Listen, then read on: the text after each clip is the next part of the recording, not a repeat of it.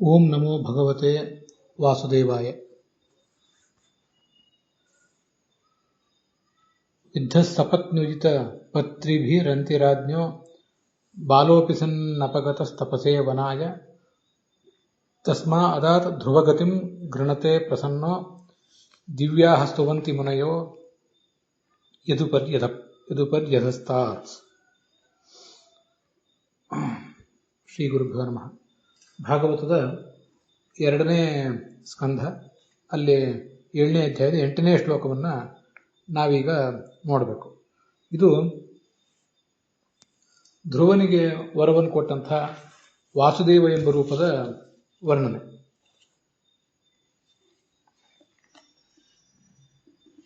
ಉತ್ತಾನಪಾದನಿಗೆ ಸುರುಚಿ ಮತ್ತು ಸುನೀತಿ ಅಂತ ಇಬ್ಬರು ಪತ್ನಿಯರು. ಅದರಲ್ಲಿ ಆತ ಸುರುಚಿಗೆ ಮರುಳಾಗಿದ್ದ, ಸುನೀತಿಯನ್ನ ಕಡೆಗಣಿಸಿದ್ದ. ಸುನೀತಿಯ ಮಗನೇ ಈ ಧ್ರುವ. ತಂದೆಯ ತೊಡೆಯನ್ನೇರಿ ಕೂತಿದ್ದ ಒಮ್ಮೆ ಆ ಸುರುಚಿಯ ಮಗ. ಧ್ರುವನು ಕೂಡ ಅಲ್ಲಿ ಹೋಗಿ ತಂದೆ ತೊಡೆ ಮೇಲೆ ಕೂತ್ಕೊಳ್ಬೇಕು ಅಂತ ಅಪೇಕ್ಷೆ ಪಟ್ಟ. ಆಗ ಆ ತಾಯಿ ಅವನಿಗೆ ಬಿರುನುಡಿಗಳನ್ನು ಆಡಿದ್ಲು. ಅದರಿಂದ ಮನನೊಂದು ಕಾಡಿಗೆ ನಡೆದ ಅವನ ತಪಸ್ಸಿಗೆ. ಭಗವಂತ ಅವನ ಸ್ತೋತ್ರಕ್ಕೆ ಮೆಚ್ಚಿ ವಾಸುದೇವ ರೂಪದಿಂದ ಅವತರಿಸಿ ಧ್ರುವಲೋಕದ ಅಧಿಪತಿಯನ್ನಾಗಿ ಆತನನ್ನ ಮಾಡಿದ.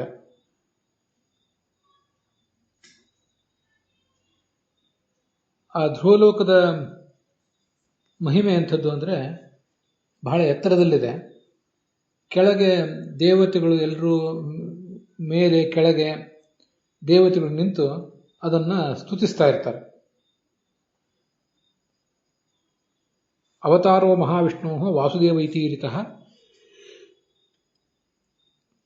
ಯೋ ಧ್ರುವಾಯ ನಿಜಂ ಪ್ರಾತಾತ್ ಸ್ಥಾನಮನ್ಯಾನಧಿಷ್ಠಿತಂ ಅಂತ ಪ್ರಕಾಶ ಸಂಹಿತಾದ ಮಾತನ್ನ ಆಚಾರ್ಯರು ಉದ್ಧರಿಸ್ತಾರೆ. ಈ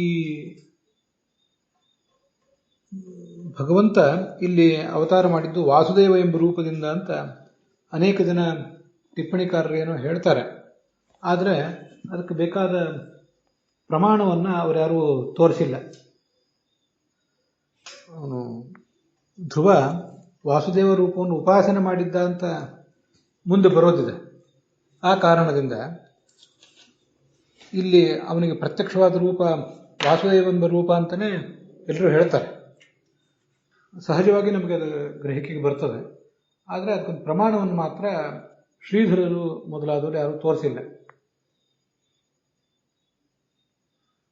ಸ್ವರ್ಗಲೋಕದಲ್ಲಿರುವ ದೇವತೆಗಳು ಮತ್ತು ಕೆಳಗಿರುವ ಋಷಿಗಳು ಎಲ್ಲರೂ ಆ ಧ್ರುವ ಸ್ಥಾನವನ್ನು ಪ್ರಶಂಸೆ ಮಾಡ್ತಾರೆ ಅಂತ ಅದರ ತಾತ್ಪರ್ಯ. ಶ್ಲೋಕದಲ್ಲಿ ಯದುಪರಿ ಅಧಸ್ಥಾತ್ ಅಂತ ಹೀಗಿದೆ. ಅದಕ್ಕೆ ಸ್ವಲ್ಪ ಬೇರೆ ಬೇರೆ ರೀತಿಯಾಗಿ ವ್ಯಾಖ್ಯಾನ ಆಗುವ ಸಾಧ್ಯತೆ ಇದೆ. ಅದಕ್ಕೆ ಮೊದಲು ಶ್ರೀಧರರು ಏನು ವ್ಯಾಖ್ಯಾನ ಮಾಡಿದ್ದಾರೆ ಅಂತ ಅನ್ನೋದನ್ನು ಈಗ ನೋಡೋಣ. ಯಾಂ ಉಪರಿಸ್ಥಿತಾಂ ಅಧಸ್ಥಾಸ್ಥಿತಾಃ ದಿವಿ ಭವ್ಯಾಃ ದಿವ್ಯಾಃ ಸಪ್ತರ್ಷಯಃ ಸ್ತುವಂತಿ. ಈ ಧ್ರುವ ಪದವಿ ಅನ್ನುವುದೇನಿದೆ ಅದು ಮೇಲಿದೆ. ಅದನ್ನ ಕೆಳಗೆ ಇರುವಂತಹ ಸಪ್ತರ್ಷಿಗಳು ಪ್ರಶಂಸೆ ಮಾಡ್ತಾರೆ. ಅವರು ಕೂಡ ದಿವ್ಯರೇ. ಶ್ರೇಷ್ಠವಾದ ಸ್ವರ್ಗಲೋಕ ಅಥವಾ ಮತ್ತು ಇತ್ಯಾದಿ ಶ್ರೇಷ್ಠ ಲೋಕಗಳಲ್ಲಿ ಇರುವಂಥವರೇ. ಅವರು ದಿವ್ಯರೇ. ದಿವ್ಯಾಹ ಅನ್ನುವುದು ಮುನಿಗಳಿಗೆ ಅನ್ವಯ. ಆದರೆ ಅವರಿಗಿಂತ ಆ ಧ್ರುವ ಪದವಿ ಅನ್ನುವುದು ಮಾತ್ರ ಮೇಲಿದೆ. ಇದು ಶ್ರೀಧರರ ವ್ಯಾಖ್ಯಾನ. ವೀರರಾಘವರ ವ್ಯಾಖ್ಯಾನದಲ್ಲಿ ಧ್ರುವ ಪದವಿಗಿಂತ, ಧ್ರುವ ಸ್ಥಾನಕ್ಕಿಂತ ಮೇಲೆ ಕೆಲವರಿದ್ದಾರೆ, ಕೆಳಗೂ ಕೆಲವರಿದ್ದಾರೆ. ಯದ್ಧ್ರುವಗತೇ ಉಪರಿ ಯತಃ ಅಧಸ್ಥಾಚ್ಯ ದಿವ್ಯಾಹ ಮುನಯಃ. ಮುನಿಗಳಿವರೆಲ್ಲ ಶ್ರೇಷ್ಠ ಲೋಕದಲ್ಲಿ ಇರುವಂಥವರೇ, ಆದರೆ ಅವರು ಕೆಲವರು ಮೇಲಿದ್ದಾರೆ, ಕೆಲವರು ಕೆಳಗಿದ್ದಾರೆ. ಹೀಗೆ ಅದನ್ನು ಸ್ತೋತ್ರ ಮಾಡ್ತಾರೆ ಅಂತ ವೀರರಾಘವರ ವ್ಯಾಖ್ಯಾನ. ರಾಧಾಕೃಷ್ಣರ ವ್ಯಾಖ್ಯಾನದಲ್ಲಿ ಉಪರಿ ಅಧತ್ತಾತ್ ದಿವ್ಯಾಹ ಮುನಯ, ಉಪರಿ ಅಂದರೆ ಮೇಲಿರುವಂತಹ ಭೃಗು ಮೊದಲಾದ ಋಷಿಗಳು, ಅಧಸ್ಥಿತ ಕೆಳಗಿರುವಂತಹ ಸಪ್ತರ್ಷಿಗಳು, ಇವರೆಲ್ಲರೂ ಅದನ್ನು ಸ್ತೋತ್ರ ಮಾಡ್ತಾರೆ ಅಂತ. ರಾಧಾಕೃಷ್ಣರ ವ್ಯಾಖ್ಯಾನದಲ್ಲಿ ಅಥವಾ ಅವರ ಸಿದ್ಧಾಂತದಲ್ಲಿ ಈ ತಾರತಮ್ಯ ಇತ್ಯಾದಿಗಳನ್ನು ಒಪ್ಪಿಲ್ಲ. ನಮ್ಮ ಸಿದ್ಧಾಂತಕ್ಕನುಸಾರವಾಗಿ ಅದನ್ನು ಹೇಳುವುದಾದರೆ ಭೃಗು ಮೇಲಿನ ಕಕ್ಷಾದಲ್ಲಿದ್ದಾನೆ, ಸಪ್ತರ್ಷಿಗಳು ಇನ್ನು ಕೆಳಗಿನ ಕಕ್ಷಾದಲ್ಲಿದ್ದಾರೆ. ಅದನ್ನು ಪ್ರಾಸಂಗಿಕವಾಗಿ ನೆನಪು ಮಾಡಿಕೊಳ್ಬೇಕಷ್ಟೆ. ಇದು ರಾಧಾಕೃಷ್ಣರು ಮಾಡುವಂಥ ಅರ್ಥ. ವಿಜಯಧ್ವಜರ ವ್ಯಾಖ್ಯಾನದಲ್ಲಿ ಆ ಧ್ರುವ ಪದವಿಗಿಂತ ಮೇಲಿರುವ ಮತ್ತು ಕೆಳಗಿರುವ ದಿವ್ಯಾಹ ಅಂದರೆ ಅಂಬರಚಾರಿಣ ಮುನಯ, ಆಕಾಶದಲ್ಲಿ ಸಂಚಾರ ಮಾಡುವ ಮುನಿಗಳು ಸ್ತೋತ್ರ ಮಾಡ್ತಾರೆ ಅಂತ.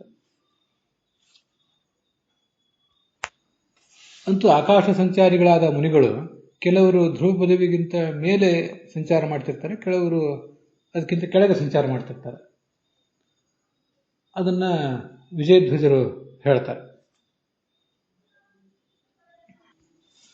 ಯಾದವಾರ್ಯರ ವ್ಯಾಖ್ಯಾನ ಬೇರೆನೇ ಇದೆ. ದೇವಾಹ ಅನ್ನೋದನ್ನ ಅವರೊಂದು ಹೇಳ್ತಾರೆ. ದಿವ್ಯಾಹ ಅಂದರೆ ದಿವಿ ಸ್ವರ್ಗದ ಲೋಕದಲ್ಲಿರುವಂತಹ ದೇವತೆಗಳು, ಅವರು ಮೇಲಿದ್ದಾರೆ. ಅಧಸ್ಥಿತಾ ಮುನಯ ಸಪ್ತರ್ಷಯ, ಕೆಳಗಿರುವಂಥವರು ಸಪ್ತರ್ಷಿಗಳು ಅಂತ ಯಾದವಾರ್ಯರು ಹೇಳ್ತಾರೆ. ಈ ಯಾದವಾರ್ಯರು ಮಾಡಿರುವಂಥ ವ್ಯಾಖ್ಯಾನ ಏನಿದೆ ಅದನ್ನೇ ಪುರಾಣಿಕಾಚಾರ್ಯರು ತಮ್ಮ ಸುಲಲಿತ ಭಾಗವತದಲ್ಲಿ ಅನುವಾದಿಸಿದ್ದಾರೆ. ಹೀಗೆ ಅನೇಕ ಅರ್ಥಗಳಿಗೆ ಅವಕಾಶ ಇರುವಂತೆ ಶಬ್ದ ಇವೆ.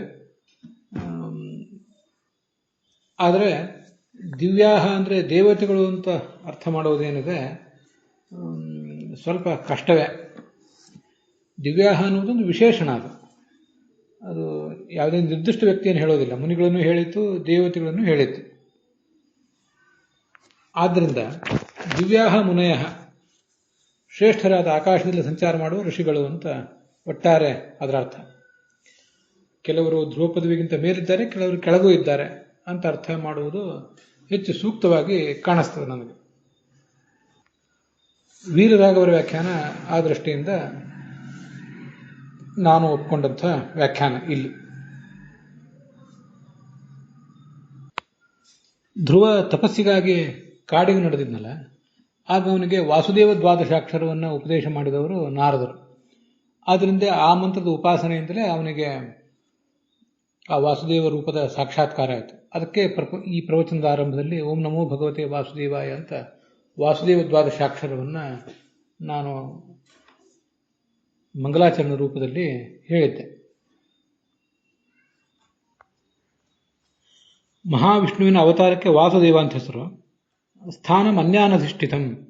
ಈ ಧ್ರುವಲೋಕದ ಆಧಿಪತ್ಯ ಆವಾಗ ಯಾವ ದೇವತೆಯ ಕೈಯಲ್ಲೂ ಇರಲಿಲ್ಲ. ಅದನ್ನೇ ಧ್ರುವನಿಗೆ ಕೊಟ್ಟು ಅನುಗ್ರಹ ಮಾಡಿದ ಅಂತ ಪ್ರಕಾಶ ಸಂಹಿತಾದ ಅನುಸಾರವಾಗಿ ನಾವು ತಿಳ್ಕೊಳ್ಬೇಕು. ಭಾಗವತಕ್ಕೆ ವ್ಯಾಖ್ಯಾನ ಮಾಡಿದವರು ಜೀವ ಗೋಸ್ವಾಮಿ ಅನ್ನುವರು ಶ್ರೀ ವಾಸುದೇವ ಏವಾಯಂ ಧ್ರುವಾರ್ಥಮವತೀರ್ಣ. ವಾಸುದೇವನೇ ಭಗವಂತ, ಮೂಲ ರೂಪದ ಭಗವಂತನೇ ವಾಸುದೇವನಾಗಿ ಅವತಾರ ಮಾಡಿದ, ಅವನೇ ವಾಸುದೇವ ದ್ವಾದಶಾಕ್ಷರ ಮಂತ್ರದಿಂದ ಪ್ರತಿಪಾದ್ಯ ಅಂತ ಬರೆದಿದ್ದಾರೆ. ಇದು ರೂಪ ಗೋಸ್ವಾಮಿ ಅಂತ ಮತ್ತೊಬ್ಬರ ವ್ಯಾಖ್ಯಾನ ಇದೆ. ಅದು ಕೃಷ್ಣಗರ್ಭ ಅನ್ನುವ ಭಗವಂತನ ರೂಪದ ಅವತಾರ ಅಂತ ಮತ್ತೆ ಕೆಲವರು ಹೇಳಿರ್ತಾರೆ. ವಿಶ್ವನಾಥ ಅವರ ವ್ಯಾಖ್ಯಾನ ಇದೆ. ಅದರಲ್ಲಿ ಇದು ಯಾವ ಅವತಾರ ಅಂತ ಗೊತ್ತಾಗುವುದಿಲ್ಲ, ಇದ್ರ ಬಗ್ಗೆ ಒಂದು ಗೊಂದಲ ಇದೆ ಅಂತ ಅವರು ಅಭಿಪ್ರಾಯ ಪಡ್ತಾರೆ. ಆದರೆ ಆಚಾರ್ಯರಿಗೆ ಸಿಕ್ಕಂತಹ ಸ್ಪಷ್ಟವಾದ ಪ್ರಮಾಣ ಬೇರೆ ಯಾರಿಗೂ ಸಿಕ್ಕಿಲ್ಲ. ಆಚಾರ್ಯರು ಅದರಲ್ಲಿ ಉದ್ಧರಿಸಿದ್ದಾರೆ. ಮುಂದೆ ಪೃಥು ಎಂಬ ಹೆಸರಿನ ಭಗವಂತನ ಅವತಾರ. ಅಲ್ಲಿ ಪೃಥು ಅನ್ನುವ ಹೆಸರಿನ ಚಕ್ರವರ್ತಿ ಇದ್ದಾನೆ, ಅವನೊಳಗೆ ಪೃಥು ಎಂಬ ಹೆಸರಿನ ಭಗವಂತನ ಅವತಾರ. ಇದ್ರ ಬಗ್ಗೆ ಎಲ್ಲ ಈ ವಾಸುದೇವ ಅವತಾರ ಮತ್ತು ಈ ಎಲ್ಲ ಅವತಾರಗಳ ಬಗ್ಗೆ ಈ ಮುಂದೆನೂ ಕೂಡ ಬರೋದಿದೆ. 3, 4 ಇತ್ಯಾದಿ ಅಧ್ಯಾಯಗಳಲ್ಲಿ ಪೃಥು ಚಕ್ರವರ್ತಿ ಬಗ್ಗೆನೂ ಕೂಡ ಮುಂದೂ ಬರೋದಿದೆ. ಇಲ್ಲೆಲ್ಲ ಅದನ್ನು ಸಂಕ್ಷಿಪ್ತವಾಗಿ ಹೇಳಿದ್ದಾರೆ ಅಷ್ಟೆ. ಈಗ ಯದ್ವೇನ ಉತ್ಪಥಗತಂ ಅನ್ನುವ ಶ್ಲೋಕದ ಅರ್ಥ ನೋಡಬೇಕು. ಇದು 9ನೇ ಶ್ಲೋಕ. ಅಂಗ ಅಂತ ಒಬ್ಬ ರಾಜ, ಅವನ ಮಗ ವೇನ. ಈ ದುರ್ಮಾರ್ಗಗಾಮಿಯಾಗಿದ್ದ ಈ ವೇನ. ಆದ್ರಿಂದ ಅಂಗರಾಜನಿಗೆ ಈ ಮಗನ ಉಪಟಳ ತಡೆಯಲಿಕ್ಕಾಗದೆ ರಾಜ್ಯ ಬಿಟ್ಟು ಹೊರಟು ಹೋಗಿಬಿಟ್ಟ. ಇವನು ತಾನೇ ಪರದೈವ, ತನಗೇ ಎಲ್ಲ ಪೂಜೆ ಸಲ್ಲತಕ್ಕದ್ದು ಅಂತ ಜನರನ್ನೆಲ್ಲ ಹಿಂಸಿಸಿದ. ಆಗ ಆ ಮುನಿಗಳು, ಬ್ರಾಹ್ಮಣರೆಲ್ಲರೂ ಕೂಡ ಅವನಿಗೆ ಶಾಪ ಕೊಟ್ಟರು. ಅದು ಇನ್ನು ಮುಂದೆ ಬರೋದಿದೆ. ಹುಂಕಾರದಿಂದಲೇ ಆತನನ್ನು ನಾಶ ಮಾಡಿದರು ಅಂತಲೂ ಕೇಳ್ತದೆ. ಅವನ ಪೌರುಷ, ಅವನ ಶಕ್ತಿ ಎಲ್ಲವೂ ಕೂಡ ಉಡುಗಿ ಹೋಯಿತು. ದುರ್ಗತಿಗೆ ಹೊರಟು ಹೋದ. ಮುಂದೆ ಆ ವೇನ ಮಹಾರಾಜನ ತೊಡೆಯನ್ನ ಕಡೆದರು. ಆತನ ಶರೀರವನ್ನು ಮತಿಸಿ ಅಲ್ಲಿ ಈ ಪೃಥು ಚಕ್ರವರ್ತಿಯನ್ನು ಹುಟ್ಟಿಸಿದರು ಅಂತ ಬರ್ತದೆ, ಮುಂದೆ ಬರೋದಿದೆ. ಈ ಮುನಿಗಳು ಆ ಪೃಥು ಚಕ್ರವರ್ತಿಯನ್ನ ಹೀಗೆ ಹುಟ್ಟಿಸುವಾಗ, ವೇನನ ಶರೀರದಿಂದ ಹುಟ್ಟಿಸುವಾಗ ಭಗವಂತನನ್ನು ಪ್ರಾರ್ಥನೆ ಮಾಡಿದ್ರಲ್ಲ, ಅಲ್ಲಿ ಆ ಭಗವಂತನೇ ಪೃಥು ಮಹಾರಾಜನಲ್ಲಿ ಪೃಥು ಎಂಬ ಹೆಸರಿನಿಂದ ಹುಟ್ಟಿದ. ಹೀಗೆ ಇಲ್ಲಿ ಪೃಥು ಅನ್ನುವ ಚಕ್ರವರ್ತಿಯ ಬಗ್ಗೆನೂ ಹೇಳ್ತಿದ್ದಾರೆ, ಅವನಲ್ಲಿರುವ ಭಗವಂತನ ಬಗ್ಗೆನೂ ಹೇಳ್ತಿದ್ದಾರೆ. ಈ ಹಿಂದೆ ಬಂದದ್ದು ವಾಸುದೇವ ಎಂಬ ರೂಪ ಏನಿದೆ, ಅದು ಕೇವಲ ಭಗವಂತನ ರೂಪ. ಅದರ ಹಿಂದೆ ನಾವು ನೋಡಿದ್ದೆಲ್ಲವೂ ಕೂಡ ನರ, ನಾರಾಯಣ, ಹರಿಕೃಷ್ಣ ಅನ್ನುವಲ್ಲಿ ನರ ಹರಿಕೃಷ್ಣ ಇವೆಲ್ಲವೂ ಕೇವಲ ಭಗವಂತ. ನರ ಅನ್ನುವುದು ಒಬ್ಬ ಶೇಷ ಮತ್ತು ಅವನೊಳಗೆ ಭಗವಂತ. ಹೀಗೆ ಇವೆಲ್ಲವನ್ನು ಕೂಡ ಸಂಕೀರ್ಣವಾಗಿ ಹೇಳ್ತಿರ್ತಾರೆ. ಅನೇಕ ಕಡೆ ಈ ಸಂಕೀರ್ಣತೆಯನ್ನು ಗಮನಿಸಲಿಕ್ಕಾಗದೆ ವ್ಯಾಖ್ಯಾನಕಾರರು ಬೇರೆ ಬೇರೆ ಏನನ್ನು ಅರ್ಥ ಮಾಡಿಬಿಡ್ತಾರೆ. ಈ ಪೃಥುವನು ಚಕ್ರವರ್ತಿ ಏನಿದ್ದ, ಅವನು ಸ್ವಯಂ ಭಗವಂತನ ಪೂರ್ಣಾವತಾರವೇ ಅಂತ ತಿಳ್ಕೊಂಡ್ಬಿಡ್ತಾರೆ. ಆದರೆ ವಸ್ತುತಃ ಅದೊಂದು ಆವೇಶಾವತಾರ ಅಂತ ಹೀಗೆ ತಿಳ್ಕೊಳ್ಬೇಕು. ಮುಂದೆ ಆವಾಗ ಆ ಭೂಮಿ ವೇನನ ದುರಾಡಳಿತಕ್ಕೆ ಬೇಸತ್ತು ಎಲ್ಲ ಸಂಪತ್ತನ್ನು ತನ್ನೊಳಗೆ ಸೇರಿಸ್ಕೊಂಡ್ಬಿಟ್ಟಿತ್ತು. ಪ್ರಪಂಚಕ್ಕೊಂದು ದುಷ್ಕಾಲವೇ ಬಂದಿತ್ತು. ಈ ಪೃಥು ಚಕ್ರವರ್ತಿ ಆ ಭೂಮಿಯ ಬೆನ್ನಟ್ಟಿದ. ಅದು ಗೋರೂಪದಿಂದ ಹೋಗ್ತಿದ್ದುದನ್ನು ತಡೆ ಹಿಡಿದು ನಿಲ್ಲಿಸಿ ಅದರಿಂದ ಎಲ್ಲ ಥರದ ಸಂಪತ್ತನ್ನು ಕೂಡ ಎಲ್ರಿಗೂ ಕೊಟ್ಟ. ಹಾಲಿನ ರೂಪದಲ್ಲಿ ಕೊಟ್ಟ ಅಂತ. ಅದೆಲ್ಲ ಮುಂದೆ ಒಂದಿಷ್ಟು ಬರೋದಿದೆ. ಈಗ ಸ್ವಲ್ಪ ಸಂಕ್ಷಿಪ್ತವಾಗಿ ಮಾತ್ರ ನೋಡಿದ್ದೇವೆ. ಗೋವಿನಿಂದ ಹಾಲು, ಭೂಮಿಯಿಂದ ಸಂಪತ್ತು. ಗೋರೂಪದ ಭೂಮಿಯಿಂದ ಹಾಲಿನ ರೂಪದಲ್ಲಿ ಸಂಪತ್ತು ಅಂತ. ದುಗ್ಧ ವಸೂನಿ ವಸುಧ ಸಕಲಾನಿ ಏನ ಅಂತ ಇದು ಅಲ್ಲಿರುವಂತಹ ಶ್ಲೋಕ. ಶ್ರೀಧರರ ವ್ಯಾಖ್ಯಾನದಲ್ಲಿ ಇದು ಪೃಥ್ವಾವತಾರ ಮಹಾ, ಪೃಥು ಅನ್ನುವುದೇ ಒಂದು ಅವತಾರ ಅಂತ ಹೇಳಿಬಿಡ್ತಾರೆ. ಆಮೇಲೆ ಮುಂದೆ ದುಗ್ಧ ವಸೂನಿ ವಸುಧ ಸಕಲಾನಿ ಏನ ಅಂತ ಅನ್ನೋದ್ರಲ್ಲಿ ಇದೊಂದು ಚರಿತ್ರಾಂತರ, ಮತ್ತೊಂದು ಅವತಾರ ಅಂತ ಹೇಳ್ತಾರೆ. ಆ 9ನೇ ಶ್ಲೋಕದಲ್ಲಿ 2 ಅವತಾರ ಅಂತ ಅವರು ಪರಿಗಣನೆ ಮಾಡಿದಂತೆ ಕಾಣಿಸ್ತದೆ. ವೀರರಾಘವರ ವ್ಯಾಖ್ಯಾನದಲ್ಲಿ ಕೂಡ ಪೃಥ್ವಾವತಾರ ಮಾಹ ಅಂತಲೇ ಕಾಣಿಸ್ತದೆ. ಮತ್ತೆ ಏತಸ್ಯೈವ ಚರಿತ್ರಾಂತರ ಮಾಹ ಅಂತಿದೆ. ಆ ಪೃಥುವಿಂದೇ ಇನ್ನೊಂದು ಕಥೆಯನ್ನು, ಪೃಥುವೇ ಆ ಗೋರೂಪದ ಭೂಮಿಯನ್ನು ಹಾಲಿನ ರೂಪದಲ್ಲಿ ಕರೆದು ಜಗತ್ತಿಗೆ ಸಂಪತ್ತು ಕೊಟ್ಟ ಅಂತ. ವೀರರಾಘವರ ವ್ಯಾಖ್ಯಾನದಲ್ಲಿ ಅದು ಸ್ಪಷ್ಟ ಇದೆ. ಆ ಪೃಥುವಿಂದೇ ಇನ್ನೊಂದು ಕಥೆ ಅದು ಅಂತ. ಶ್ರೀಧರ ವ್ಯಾಖ್ಯಾನ ನೋಡಿದರೆ ಚರಿತ್ರಾಂತರ ಮಾಹ, ಇನ್ನೊಂದು ಭಗವಂತನ ರೂಪವನ್ನೇ ಹೇಳಿ ಹೊರಟಿದ್ದಾರೇನೋ ಅನ್ನುವಂತೆ ಕಾಣಿಸ್ತದೆ. ಅವರ ಅಭಿಪ್ರಾಯ ಹಾಗಿದೆಯೋ ಇಲ್ಲೋ, ಶಬ್ದಗಳಿಂದ ಆ ಥರ ಕಂಡು ಬರ್ತದೆ ಅಂತ ನಾನು ಹೇಳಿದೆ ಅಷ್ಟೆ. ಸೋಯಂ ಪೃಥುರಪಿ ಭಗವತಃ ಏಕ ಅವತಾರ ಇತಿ ಶೇಷಃ. ಪೃಥು ಅನ್ನುವುದು ಕೂಡ ಭಗವಂತನ ಒಂದು ಅವತಾರ ಅಂತಾನೆ ರಾಧಾಕೃಷ್ಣರು ಅಭಿಪ್ರಾಯ ಪಡ್ತಾರೆ. ಪುತ್ರ ಪದಂಚ ಲೇಭೆ, ಆ ವೇನನಿಗೆ ಮಗ ಅನಿಸಿದ ಈ ಪೃಥು ಚಕ್ರವರ್ತಿ. ಅವನೊಳಗೆ ಭಗವಂತ ಪೃಥುವಾಗಿದ್ದಾನೆ.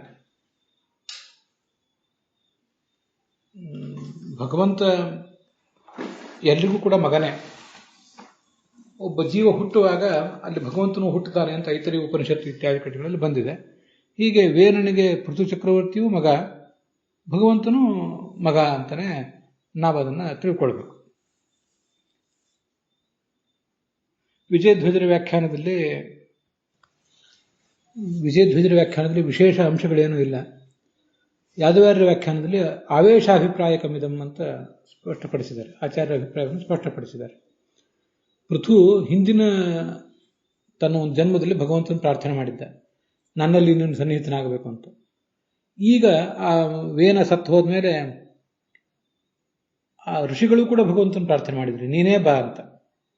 ಪೃಥು ಚಕ್ರವರ್ತಿಯಲ್ಲಿ ಆ ಭಗವಂತ ಹೀಗೆ ಬಂದ. ಅಲ್ಲಿ ನಷ್ಟ ಪೌರುಷ ಭಗಂ ಅಂತಿದೆ. ಪೌರುಷ ಅಂದ್ರೆ ಶಕ್ತಿ, ಭಗ ಅಂದ್ರೆ ಐಶ್ವರ್ಯ, ಅದೆಲ್ಲವನ್ನೂ ಕಳ್ಕೊಂಡಿದ್ದ ಆ ವೇನ. ಈ ಪುತ್ರ ಪದಂ ಲೇಭೆ ಅಂತಿದೆಯಲ್ಲ, ಆ ದುರ್ಮಾರ್ಗಗಾಮಿಯಾದಂತಹ ವೇನನಿಗೆ ಮಗನಾಗಿ ಭಗವಂತ ಪೃಥು ಎಂಬ ಹೆಸರಿನಿಂದ ಹುಟ್ಟಿ ಆ ವೇನನನ್ನ ನರಕದಿಂದ ಮೇಲೆತ್ತಿದ, ಅವನಿಗೆ ಸದ್ಗತಿಯನ್ನು ಕೊಟ್ಟ ಅಂತ ಹೀಗೆಲ್ಲ ಬೇರೆ ವ್ಯಾಖ್ಯಾನಕಾರರು ಹೇಳ್ತಾರೆ.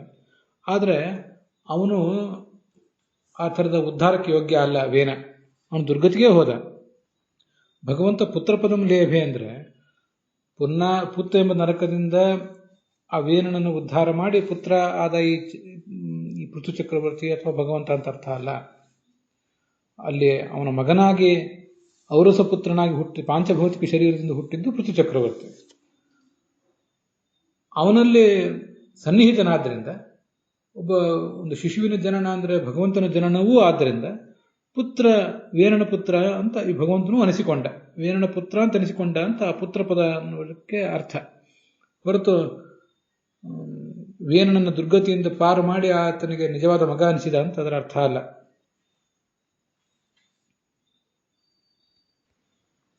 ಆ ವೇನನ ತೊಡೆಯನ್ನು ಕಡೆದರು ಅಂತ ನಾನು ಹೇಳಿದ್ದೆ. ಅದೀಗ ನಾನು ಇಲ್ಲಿ ಬಂದದ್ದೇನಲ್ಲ. ವೇನನ ಬಲಭುಜದಿಂದ ಹುಟ್ಟಿದವನು ಈ ಪೃಥು ಚಕ್ರವರ್ತಿ ಅಂತ ಇಲ್ಲಿ ಕಾಣಿಸ್ತದೆ ಟಿಪ್ಪಣಿಗಳಲ್ಲಿ, ಅನುವಾದಗಳಲ್ಲಿ. ಅದೇನಿದ್ರು ನಾವು ಮುಂದೆ ನೋಡ್ತೇವೆ. ಆದ್ದರಿಂದ ನಾನು ತೊಡೆಯಿಂದ ಹುಟ್ಟಿದ್ದು ಅಂತ ಈಗ ಹೇಳಿದ್ದೇನಿದೆ ಅದನ್ನು ನೀವು ಪೆಂಡಿಂಗ್ ಇಟ್ಕೋಬೇಕು. ಅಂತೂ ವೇನನ ಶರೀರದಿಂದ ಹುಟ್ಟಿದವನು ಈ ಪೃಥು ಚಕ್ರವರ್ತಿ, ಪಾಂಚಭೌತಿಕ ಶರೀರದಿಂದ ಹುಟ್ಟಿದವನು. ಅವನಿಗೊಬ್ಳು ಅರ್ಚಿ ಎನ್ನುವ ಹೆಂಡತಿಯು ಹುಟ್ಟಿದ್ಲು ಅಂತ ಇದೆ, ಅದನ್ನೆಲ್ಲ ನಾವು ಮುಂದೆ ನೋಡೋರಿದ್ದೇವೆ. ಈ ಪೃಥು ಚಕ್ರವರ್ತಿಯ ಮಹತ್ವ ಎಂಥದ್ದು ಅಂದ್ರೆ, ಸಾಮಾನ್ಯವಾಗಿ ಎಲ್ಲ ರಾಜರಲ್ಲೂ ಕೂಡ ರಾಜರಾಜೇಶ್ವರ ಎಂಬ ಹೆಸರಿನಿಂದ ಭಗವಂತ ಇದ್ದೇ ಇರ್ತಾನೆ. ಮನ್ವಂತರೇಶು ಭಗವಾನ್ ರಾಜರಾಜೇಶ್ವರ ಇತ್ಯಾಹು ಮುನಯಶ್ಚಕ್ರವರ್ತಿನ ಚತುರ್ಭುಜೋ ಜುಗೋಪೈತತ್, 4 ಭುಜವುಳ್ಳವನಾಗಿ ಈ ಭೂಮಿಯನ್ನು ರಕ್ಷಿಸ್ತಾನೆ. ಅವನಿಗೆ ರಾಜರಾಜೇಶ್ವರ ಅಂತ ಹೆಸರು. ಚಕ್ರವರ್ತಿಷು ಸಂಸ್ಥಿತ, ಎಲ್ಲ ಚಕ್ರವರ್ತಿಗಳಲ್ಲಿ ರಾಜರಾಜೇಶ್ವರಿ ಎಂಬ ರೂಪದಿಂದ ಇರ್ತಾನೆ. ಸಾಮಾನ್ಯವಾಗಿ ರಾಜರಾಜೇಶ್ವರಿ ಎಂಬ ರೂಪದಿಂದ ಎಲ್ಲ ಚಕ್ರವರ್ತಿಗಳಲ್ಲಿ ಇರ್ತಾನೆ. ಈ ಪೃಥು ಚಕ್ರವರ್ತಿಯಲ್ಲಿ ಪೃಥು ಎಂಬ ರೂಪದಿಂದ ವಿಶಿಷ್ಟವಾಗಿ ಇದ್ದ. ಆದ್ರಿಂದ ಆ ಪೃಥ್ವಿನ ಮಗಳಾಗಿ ಪೃಥ್ವಿಯಾದಲು. ಮುಂದೆ ಜಗತ್ತಿಗೆಲ್ಲ ಒಂದು ಸುಸ್ಥಿತಿ ಸಿಗುವಂತಾಯಿತು, ನಾಗರಿಕತೆ ಎಲ್ಲವೂ ಹುಟ್ಟಿತು ಅಂತ ಮುಂದೆ 4ನೇ ಸ್ಕಂದದಲ್ಲಿ ಆ ವಿಷಯ ಎಲ್ಲ ಬರೋದಿಲ್ಲ. ಪೃಥುರ್ನಾಮ ಮಹಾರಾಜ, ಪೃಥು ಅಂತ ಒಬ್ಬ ಮಹಾರಾಜ ಇದ್ದಾನೆ. ತತ್ರ ಅಲ್ಲಿ ಸ್ವಯಂ ಪ್ರಭುವಾದ ವಿಷ್ಣು ಪೃಥು ಎಂಬ ಹೆಸರಿನಿಂದ 4 ಭುಜವುಳ್ಳವರಾಗಿ ಪ್ರವಿಷ್ಟನಾದ. ಅದೇ ಅಲ್ಲಿ ಕೂಡ ರಾಜರಾಜೇಶ್ವರ ಅನ್ನುವ ರೂಪವು ಕೂಡ 4 ಭುಜ ಉಳ್ಳದ್ದು ಅಂತಲೇ ಬಂದಿದೆ. ರಾಜರಾಜೇಶ್ವರಿ ತ್ಯಾಹು ಅನ್ನೋದು ಹಿಂದೆ ಎಲ್ಲೋ ಒಂದು ಬಂದಿರುವಂಥ ಶ್ಲೋಕ, ನಾನು ಅದನ್ನೀಗ ನೆನಪು ಮಾಡ್ಕೊಂಡು ಹೇಳಿದ್ದೇನೆ ಅಷ್ಟೇ. ತೇನಜ ಅರ್ಥಿತ, ಅವನು ಪ್ರಾರ್ಥನೆ ಮಾಡಿದ್ದ, ಪೃಥು ಚಕ್ರವರ್ತಿಯು ಪ್ರಾರ್ಥನೆ ಮಾಡಿದ್ದ ಹಿಂದೆ, ನಾನು ಹುಟ್ಟಿದಾಗ ನನ್ನಿಂದ ಆ ಮಹಾಕಾರ್ಯವನ್ನು ಮಾಡಿಸುವುದಕ್ಕಾಗಿ ನೀನು ಇರಬೇಕು ಅಂತ ಪ್ರಾರ್ಥನೆ ಮಾಡಿದ್ದ ಅಂತ ಕಾಣಿಸ್ತದೆ. ಪ್ರಾರ್ಥನೆ ಮಾಡಿದ್ದ ಅಂತಿದೆ, ಯಾವ ಕಾರ್ಯಕ್ಕಾಗಿ ಪ್ರಾರ್ಥನೆ ಮಾಡಿದ್ದ ಅಂತ ಇಲ್ಲೇನಿಲ್ಲ. ಅದನ್ನು ನಾನು ಸ್ವಲ್ಪ ಹೀಗೆ ವಿಸ್ತರಿಸಿ ಹೇಳಿದೆ ಅಷ್ಟೆ.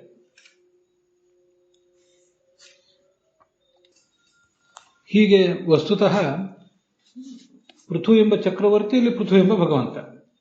ಪುರಾಣಗಳಲ್ಲಿ ಕೆಲವು ಬಾರಿ ಈ ಸ್ಪಷ್ಟತೆಯನ್ನ ಅದುಮಿಟ್ಟು ಅದನ್ನು ಮುಚ್ಚಿಟ್ಟು ಪೃಥು ಎಂಬ ಹೆಸರಿನಿಂದ ಭಗವಂತ ಅವತಾರ ಮಾಡಿದ ಅಂತ ಇಷ್ಟೇ ಹೇಳಿಬಿಡ್ತಾರೆ. ಆದ್ರಿಂದ ಈ ಪೃಥು ಚಕ್ರವರ್ತಿ ಏನಿದ್ದಾನೆ ಭಗವಂತನ ಸಾಕ್ಷಾತ್ ಅವತಾರ ಅಂತ ಅನೇಕ ಜನ ಭಾವಿಸಲಿಕ್ಕೆ ಇದೇ ಕಾರಣ. ವಸ್ತುತಃ ಹಾಗೆ ಸಾಕ್ಷಾತ್ ಅವತಾರ ಅಲ್ಲ. ರಾಮ ಹೇಗೆ ಭಗವಂತನ ಸಾಕ್ಷಾತ್ ಅವತಾರನೋ ಹಾಗೆ ಇದಲ್ಲ. ಇದು ಒಂದು ಆವೇಶ ಅವತಾರ. ಅವನಲ್ಲಿ ನಿಂತ ವಿಶಿಷ್ಟ ಕೆಲಸಗಳನ್ನು ಮಾಡಲಿಕ್ಕಾಗಿ ಭಗವಂತ ಆಯ್ಕೆ ಮಾಡಿಕೊಂಡಂಥ ಒಂದು ರೂಪ ಅಂತ ನಾವು ತಿಳ್ಕೊಳ್ಬೇಕು. ಅಲ್ಲಿಗೆ 9ನೇ ಶ್ಲೋಕದ ವಿವರದೊಂದಿಗೆ ಈ ಭಾಗ ಸಮಾಪ್ತವಾಗಿದೆ. ಹುಸಿಯ ನಾಡಿ ಹೊಟ್ಟೆ ಹೊರೆವೆ ವಿಷಯದಲ್ಲಿ ರಸಿಕನೆಂದು ಹುಸಿಗೆ ಹಾಕಿದ್ರು ಎನ್ನು ಶ್ರೀಕೇಶನೇ ಈಶ ನಿನ್ನ ಚರಣ ಭಜನೆ ಆಸೆಯಿಂದ ಮಾಡುವೆ ದೋಷ ರಾಶಿ ನಾಶ ಮಾಡು ಶ್ರೀಕೇಶವ. ಶ್ರೀಕೃಷ್ಣಾರ್ಪಣ ವಸ್ತು.